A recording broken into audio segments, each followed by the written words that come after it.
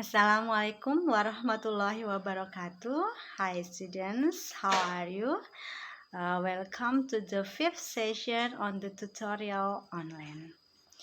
This week you are going to learn about the letter of request and letter of appreciation.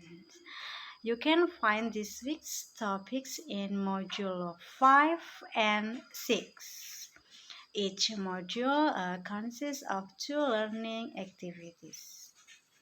By the end of the week, you are expected to be able to distinguish different kinds of letters and write a thank you email accurately and appropriately.